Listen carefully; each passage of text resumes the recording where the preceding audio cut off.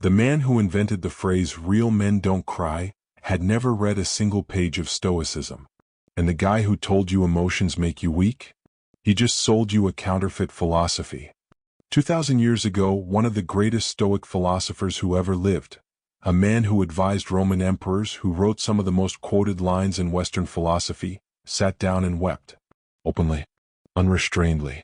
His own words, "I wept so excessively for my dear friend Aeneas Serenus that I must be included among the examples of men who have been overcome by grief." That was Seneca, the Stoic, crying. So what does that do to the guy in your Instagram DMs who told you to man up and suppress your feelings because that's what Stoics do? It destroys him. And that is exactly what we are doing today. Stay to the end, because the last thing Seneca says about grief will completely change how you understand what strength actually means.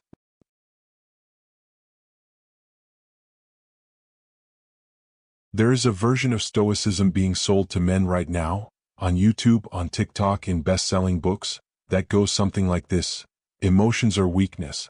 Crying is failure. The Stoic feels nothing, wants nothing, is disturbed by nothing. And honestly, it sounds badass. It sounds like control. It sounds like strength. But here is the problem. That philosophy has a name. And it is not Stoicism. The ancient Greeks had a word for total absence of feeling, apatheia, complete emotional numbness.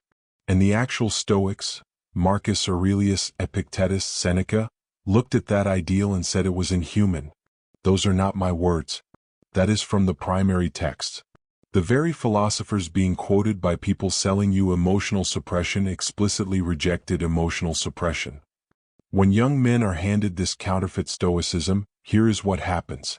They suppress grief. They suppress fear. They suppress loneliness. They tell themselves it is discipline. They perform detachment as an identity.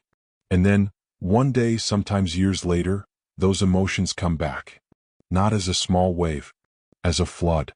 The American Psychological Association has identified this exact suppression pattern, marketed to men under the banner of toughness and strength, as a documented driver of isolation, relationship breakdown, and long-term mental health deterioration.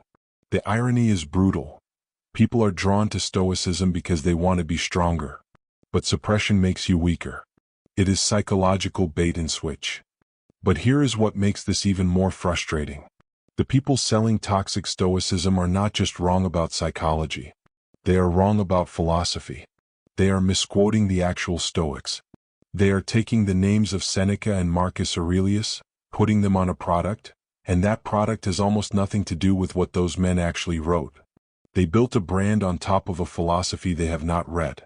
And Seneca, if he were alive, would not congratulate them. He would tell you, because he literally wrote this down in a letter that has survived 2,000 years, that you are allowed to cry. That grief is honorable. That pretending otherwise is not wisdom. It is just fear dressed up in marble. Now, before I show you what the real Stoics actually believed about emotion, I need to show you the one mistranslation that started all of this. Because there is a single Greek word that the toxic Stoicism crowd has gotten completely wrong, and once you see what it actually means, everything else falls apart for them. That is next. The Stoics divided emotional states into two categories, and this distinction is everything. The first category was pathos, irrational, destructive emotions that arise from false beliefs about what matters. Things like envy, excessive fear, uncontrolled rage, desperate longing for things outside your control. These are the emotions Stoics train themselves to work through and release. Not all emotions, these specific, destructive ones. The second category was eupatheia, good passions, healthy, rational, virtuous emotions. Things like joy, not hedonistic pleasure chasing, but genuine joy rooted in virtue. Caution, not cowardly fear, but rational prudence. And here is the one that will hit you hardest. The Stoics had a specific Greek term for rational grief. Lupeiologos, reasonable sorrow. Not just tolerated, not just excused. It was considered a sign of wisdom. It meant you correctly understood the value of what you lost. To feel no grief over a genuine loss was not strength. It was a failure of love, a failure of virtue. Now let me read you the actual letter. This is Seneca writing to his younger friend Lucilius, who has just lost a close friend. Letter 63. Unedited. He writes, I am grieved to hear that your friend Flaccus is dead, but I would not have you sorrow more than is fitting. That you should not mourn at all I shall hardly dare to insist, and yet I know that it is the better way. But what man will ever be so blessed with that ideal steadfastness of soul, unless he has already risen far above the reach of fortune? Even such a man will be stung by an event like this, but it will be only a sting. As for us, we may be forgiven our tears, if there are not too many, and if we do regain control. Read that again slowly. We may be forgiven our tears. Seneca is giving explicit permission to grief. He is not saying man up. He is not saying suppress it. He says, feel it, let it come, do not let it own you forever. And then, and this is the part the toxic Stoicism crowd will never quote you, he turns the letter on himself. He writes, he who writes these words to you is no other than I, who wept so excessively for my dear friend Aeneas Serenus that, in spite of my wishes, I must be included among the examples of men who have been overcome by grief. He is confessing, publicly, in a letter he knew others would read, that he, Seneca the Stoic philosopher, was overcome by grief. And he writes it not as a failure. He writes it as a lesson. He does not say, I should have suppressed it. He says, I should have been more prepared. There is a massive difference between those two things. Marcus Aurelius, the man whose meditations every discipline and Stoicism influencer quotes constantly, also lost people. He lost children. He lost his mentor. He served as emperor through plague and war and watched people he loved die. And in the Meditations, a private journal never intended for publication, meaning you are seeing his unperformed real thoughts, he writes about the weight of genuine love and the reality of loss. He does not pretend it is nothing. He processes it. He uses philosophy not to eliminate the feeling but to understand it and move through it. The Meditations are not the diary of a man who feels nothing. They are the diary of a man who feels everything and is trying to remain functional in spite of it. That is a completely different thing. Here is the actual center of Stoic philosophy. Epictetus opens the Enchiridion, the most foundational Stoic handbook ever written, with one idea. Everything else flows from it. He writes, some things are in our power and others are not. That is it. That is the whole game. Your emotions, in the first instance, are not fully in your power. Grief arrives. Fear arrives. Longing arrives. These are natural responses to the world. What is in your power is your response to them, your judgment about what they mean, what you do with them, whether you act from them or act through them. The Stoic practice is not about preventing feelings. It is about what happens in the second moment, after the feeling arrives. The Stoic does not suppress the grief that arrives when a friend dies. The Stoic feels it, because not feeling it would mean you never truly valued that person, which is itself a failure of virtue. What the Stoic trains is the second-order response, not letting that grief calcify into permanent despair, bitterness, or paralysis. There is an enormous difference between feeling and being consumed. The toxic Stoicism industry collapsed those two things into one. The real philosophy kept them separate. So what does the real practice look like? Here are 3 specific techniques pulled directly from the primary texts. Practice 1. Observe without identifying. The Stoics taught what we now call cognitive diffusion, the idea that you are not your emotion. You do not become your grief. You have grief. You experience grief. But grief is not you. Seneca writes, think how many others have faced this same loss. He is not dismissing your pain.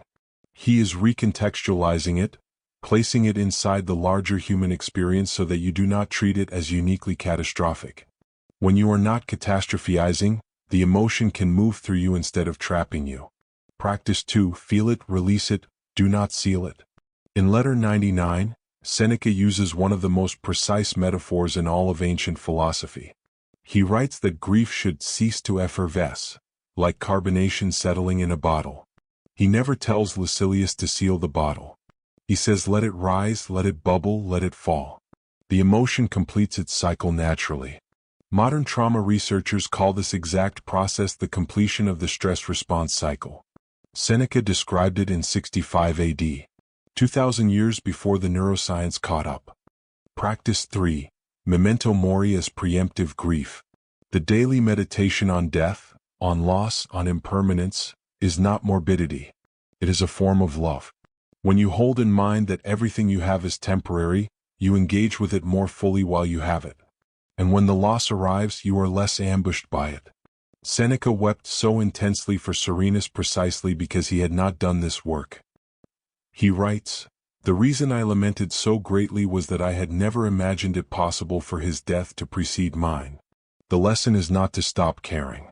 The lesson is to care so fully and so consciously that you are not blindsided when the inevitable happens. In On Anger, Seneca describes a nightly practice that is startlingly modern. Every evening before sleep you review the day, not for productivity, not for accomplishment, but for emotional honesty. He writes, "When the light has been removed and my wife has fallen silent, I examine my entire day and go back over what I have done and said. 3 questions.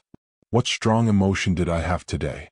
What actually triggered it, the real cause underneath the surface one? And the most important, did I respond to it or did I react from it? Did I choose my action or did the emotion choose it for me?" This is not suppression. This is metacognition. This is exactly what CBT therapists now call a thought record. Seneca was running this process every single night in 65 AD. Real Stoic strength is not the absence of emotion. It is the capacity to feel fully without being driven by feeling. And that is a completely different kind of difficult. It requires more self-knowledge than numbness, more honesty than armor, more internal work than simply going cold. Numbness is easy. Anyone can shut down. The Stoic challenge, the actual challenge, is to stay warm. To care deeply, love genuinely, grieve honestly, and still choose what kind of person you are going to be the next morning. Seneca called this living according to nature. Human beings are built for connection, for love, for attachment, and therefore for loss. Grief is not a malfunction of the human system. It is proof the system is working correctly. It is proof you valued something real. Denying that is not philosophy. It is not strength. It is just fear dressed up in the language of ancient wisdom and sold to people who deserve better. I want to leave you with one line. One sentence from Seneca, from letter 99, that you will never see in a motivational post, never see on an Instagram graphic, never hear quoted by someone selling you a discipline course. Because it does not sell anything. It just tells the truth. And it is the most complete definition of what Stoicism actually is that I have ever read. 30 seconds. Stay with me. Here it is. From letter 99, on consolation to the bereaved. What is baser than to chase after pleasure in the very midst of mourning? That which we Stoics advise is honorable.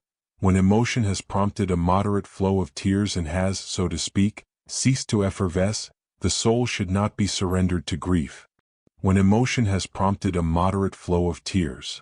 Seneca is describing the tears as appropriate, as natural, as honorable, not as weakness, not as failure.